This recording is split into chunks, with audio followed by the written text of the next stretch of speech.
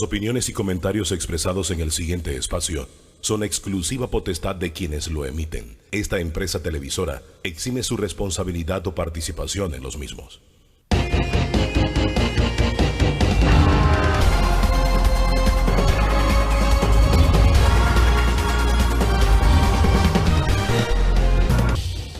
Seguridad, estamos en medio de una pandemia también, estamos en medio de una crisis. Vamos a analizar el tema. Hay mucha información esta semana que ha alimentado aún más esa sensación de inseguridad y la ponemos en manos de dos especialistas. Nos acompaña esta mañana Irving Muñoz, él es comisionado en retiro de la Policía Nacional. Y presidente del Colegio Nacional de Profesionales de los Servicios de Policía de Panamá. Bien por la anotación. Y Severino Mejía, coordinador de proyectos y programas de seguridad del Gobierno Nacional. Buen día a los dos. Buenos días. Buenos días. Bienvenidos. ¿Qué tan profunda es la crisis de seguridad ciudadana que tenemos?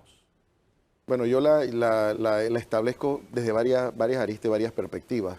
Hay un problema que es de cultura, es estructural. La misma sociedad se ha ido deteriorando producto de la actividad de diferentes actividades que generan el país, actividades económicas, sociales, las actividades políticas, las mismas actividades judiciales que no son tan contundentes. Entonces, en un país donde no tenemos a la aplicación de la justicia, estamos encaminados a que haya una distorsión de esa realidad. Parte de eso que usted nos describe, lo vivimos esta semana, donde tenemos que destacar que la memoria me dice por primera vez, veo a un ministro haciendo un llamado de atención porque alguien no estaba en la cárcel donde debía estar por un fallo en el sistema judicial. Bueno, ahí hay varios fallos. A ver. Ahí hay varios fallos. El ministro lo está haciendo porque sus raíces son uniformadas. Por eso pienso que él lo está haciendo, está en conocimiento de los procedimientos que deben de darse, porque en un momento pues corresponden a los uniformados también inmiscuirse. Un juez emite una orden, sí, pero en el primer párrafo dice, salvo que tenga otro caso, me limpié las manos. Pero el juez debió verificar, consultar si esta persona ya había cumplido. Por otro lado, cuando la orden me llega a mí, al sistema penitenciario, que es el que está encargado y está verificando de que esta persona no tenga nada pendiente, también debe de considerar la orden que está dando el juez.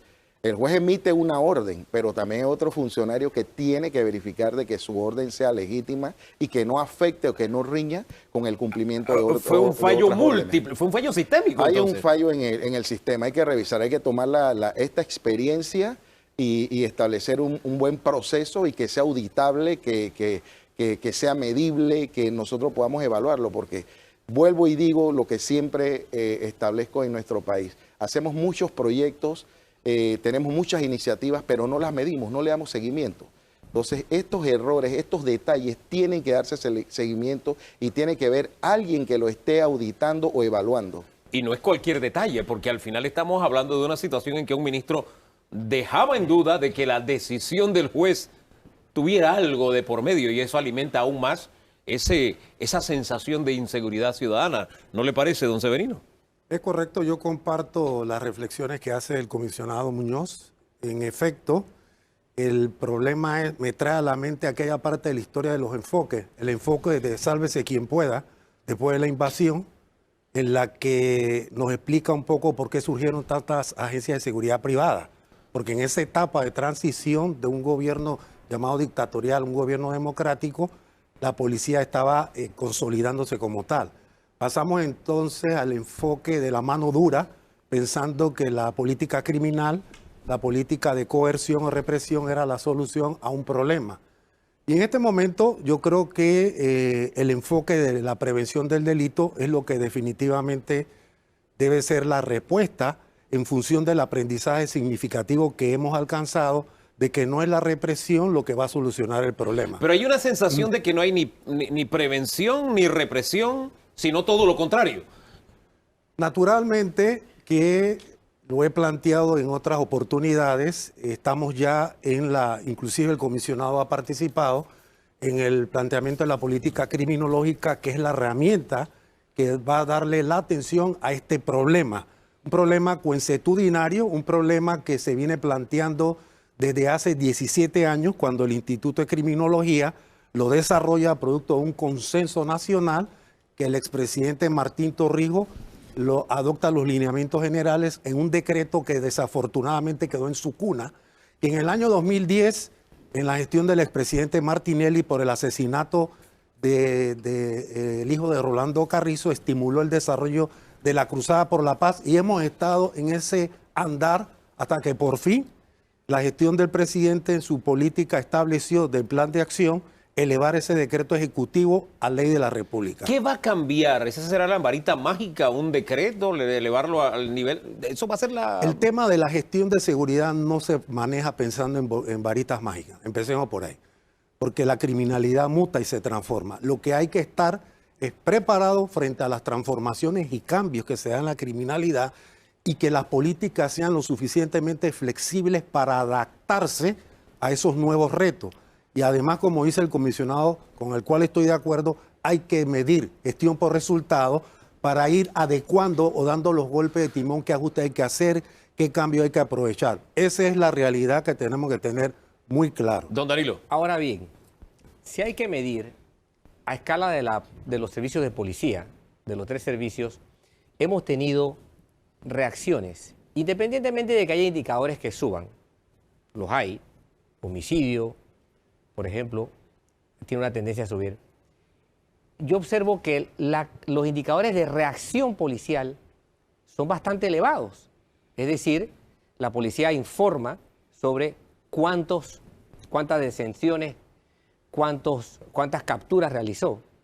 No solamente de drogas, sino de individuos. Y en el tiempo en que los realizó no es relativamente largo. Eso es parte de lo que está en el trasfondo de lo que se queja el ministro de Seguridad. ¿Por qué lo digo? Porque si la policía hace las capturas y las personas involucradas en esa captura o no terminan en la tubería judicial o logran salir del proceso judicial, como pasó en este caso, eso significa que el Estado tiene algún grado de...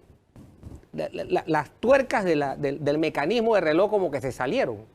Pareciera que no hay una sinergia. Exacto, como que el reloj dejó de funcionar. Así es. Es parte de uno de los problemas. ¿Quién tiene la iniciativa en este caso? ¿Quién propone que las tuercas vuelvan a encajar los dientes de las dos? Empecemos por un elemento que muy poca gente conoce. Quizás Irving la conozca, que es el fundamento de la política de seguridad, el fundamento de la política panameña de seguridad, que se aprobó hace 21 años. Se habla de seguridad integral. Seguridad integral no es más que la suma del Estado en su conjunto, dentro de ella la nación, es decir, la ciudadanía es parte de la solución del problema, y el tema de la justicia. Si hay contracorrientes en la gestión, encontramos lo que tú estás señalando. O sea, y este es un tema que definitivamente hace necesario una articulación y corregir problemas. Por ejemplo, el SPA, el sistema penal acusatorio, que no digo que sea malo, requiere un aceitamiento, hay que hacerle unos ajustes porque hay algo que no está funcionando bien. La policía captura y resulta que después la persona sale por la puerta de atrás. Y no con eso estoy criticando a la justicia, pero hay un problema que amerita la atención, hacer los cambios cualitativos y cuantitativos para poder llegar a que el imaginario social entienda que el trabajo que hace la fuerza pública está haciendo su trabajo. Desafortunadamente se ha pensado que seguridad en Panamá es sinónimo de trabajo de Policía Nacional, y eso no es así. Señor Muñoz.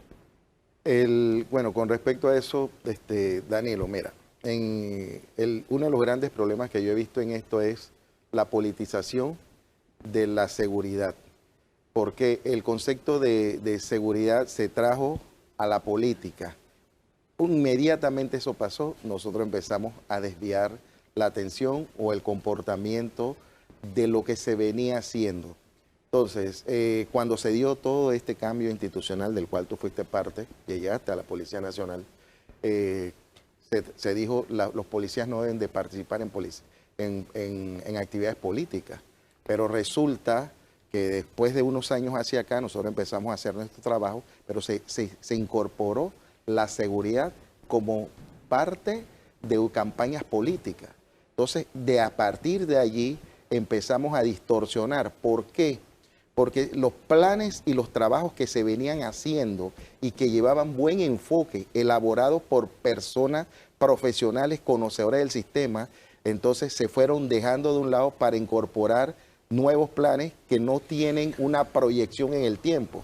¿Por qué? Porque van a durar lo más 5 años, que es lo que dura cada periodo presidencial. Entonces, lo que ocurre es que en Panamá todos los años estamos comenzando. Cada 5 años comienza una nueva política de seguridad. Cada 5 años renovamos, como renovar los votos de lo que vamos a hacer. Eso hay que cambiarlo en este país y entender de que cada institución tiene que hacer su parte y su trabajo. Pero como un engranaje que funcione, porque fíjese lo que decía hace un ratito el señor Mejía. La participación ciudadana, el ciudadano debe tener esa conciencia, pero vamos al barrio. ¿Qué pasa en el barrio? ¿Es víctima de un hurto o de un robo? El ciudadano prefiere aguantarse eso porque si va ante la justicia no le tiene una respuesta y queda conviviendo con la víctima y el victimario en el mismo barrio. Más allá de las políticas criminales, etcétera, mira, ese día a día, ¿cómo lo enfrentamos? Mira, lo que pasa es que hay que evaluar la forma como están trabajando hoy día los policías. Por ejemplo, nosotros tenemos a los estamentos de seguridad hoy día, creo que el presupuesto ronda entre 800 y 900 millones de dólares. Cuando yo estaba activo eran 105 millones, 90 millones de dólares. Eso era lo que había. Hoy estamos hablando de 800 y 900 millones de dólares. Ahora voy con esto. ¿En qué yo invierto 800 millones de dólares? ¿Cómo yo me comprometo ante el país? ¿Qué voy a hacer con esos 800 millones de dólares? ¿Cuáles son los objetivos, los indicadores? ¿Cómo yo voy a medir de que ese dinero que me está dando el Estado para que yo haga un trabajo tiene un retorno positivo en materia de seguridad? Por ejemplo, déjame decirte algo, tan sencillo como esto. Un problema que hay que resolver. El exceso de bulla en los barrios. Todos los fines de semana, todos los ciudadanos se quejan. Yo mando un patrulla, el patrulla llega y le dice, tiene que bajar el volumen, ¿sí? Mandamos 3, 4 policías en un patrulla, gastó tiempo, atención de la llamada, el que la recibe, combustible, hay un gasto de tiempo ahí. Policía llega y le dice al ciudadano, baje el volumen. Ya eso hay que cambiarlo. El policía debe llegar con su boleta y decirle al dueño de la propiedad quién es, hacerle una boleta y usted está citado ante el juzgado de paz tal día para que el juzgado de paz ventile, porque usted está violentando el derecho de los demás. Ahora, ¿cómo Pero llegamos mientras que eso no ocurra... ¿Cómo llegamos a ese nivel? Porque hace muchos años estamos esperando lo mismo, pidiendo exactamente lo mismo, que la justicia y la policía de pronto se accionen para que actúen en conjunto, pero no llegamos a ese punto de cohesión. Sí, esa inquietud que tú estás expresando, y te lo digo con elemento de juicio como comisionado del Pacto Bicentenario del eje Estado Justo y Ético, donde el tema de la seguridad es parte fundamental.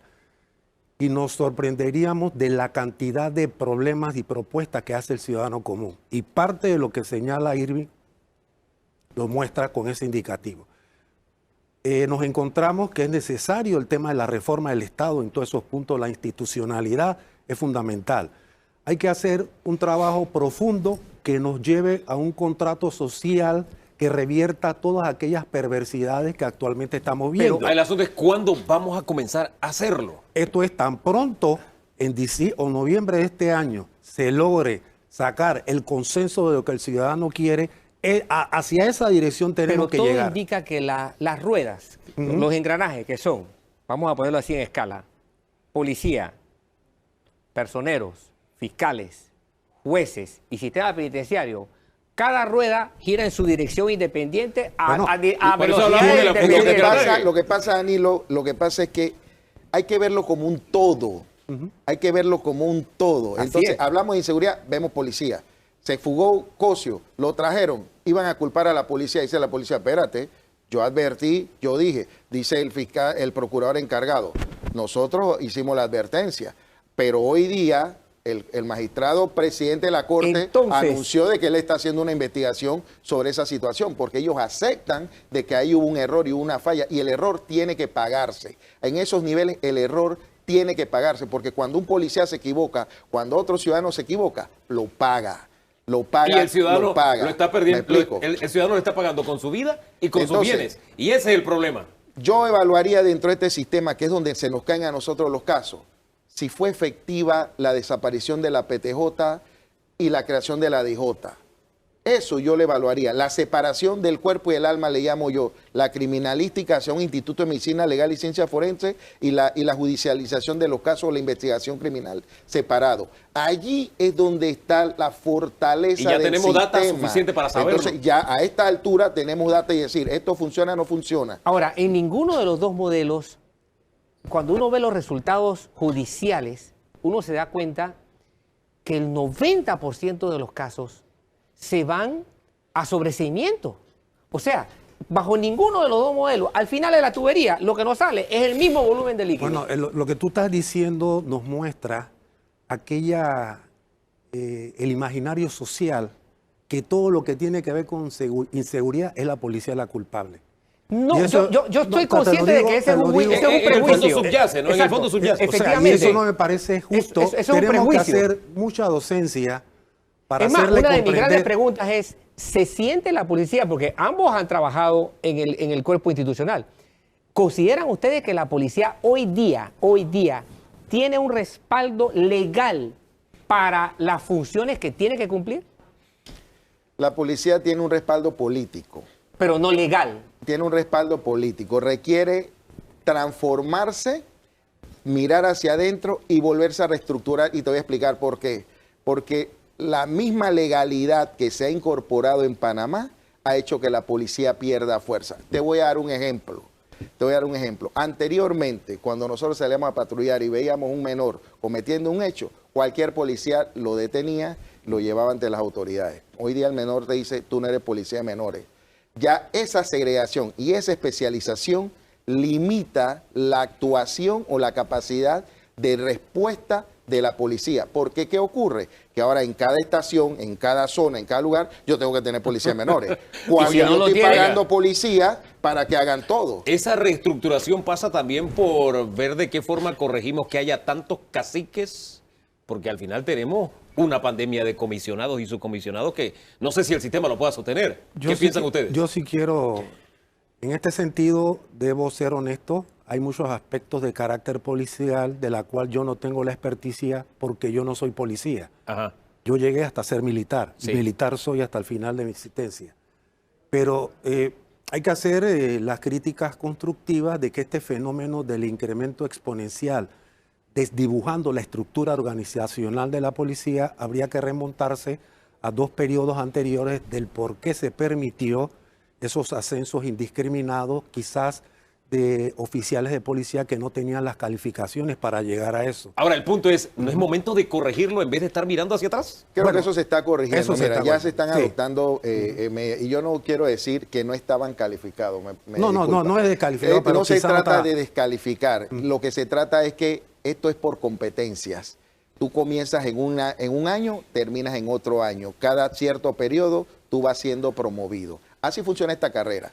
En el decreto ejecutivo el 172 estaba desarrollado todo cómo era el proceso de ascenso. Ahí estaba establecido. Se violentó ese decreto y empezaron a ascenderse gentes que no cumplían con los requisitos que estaban establecidos. 30 segundos y por para los otro dos. lado, Sí. Y por otro lado, quiero Sí. decirte, por otro lado, Por lo tanto, no el tiempo que no es todos criterio estemos suficiente. en capacidad y que hayamos cumplido los requisitos, Sí. quiere decir que todos debemos ocupar la silla porque no hay silla para tanta gente. 30 segundos para los dos. ¿Estamos en un país seguro? En mis 30 segundos sí estamos en un país seguro, aunque el 80% del ciudadano siente mucho temor y no ha sido víctima, de acuerdo a los estudios de victimización. Y lo importante es que tenemos que generar ese estado de confianza y pensar que no debemos llegar a estadios similares como pasó en Colombia y en México. Pero sí hay seguridad, la policía está haciendo su trabajo. Hay que hacer algunas transformaciones sin lugar a dudas. Y no podemos considerar las acciones del crimen organizado como hechos aislados. Es una realidad de perogrullo que tenemos que valorarlo por los efectos colaterales que se puedan dar en situaciones que nadie espera que ocurran. ¿Estamos en un país seguro?